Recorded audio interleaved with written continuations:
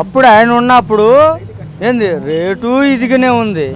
ఏంది తాగేదానికి కానీ 5 నిమిషాలు ఎక్కిద్ది, 5 నిమిషాలు దిగిపోద్ది, దిగినమ్మటే మళ్ళీ రావాలా.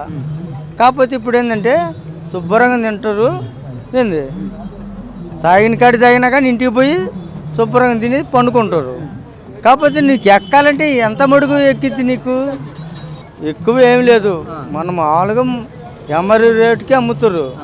ఏంది అప్పుడు కాడికి ఇప్పటికే నయం. కాకపోతే మనకు కడుపు కాయ చెప్పడమే కానీ ఇప్పుడే బాగుంది ముందు.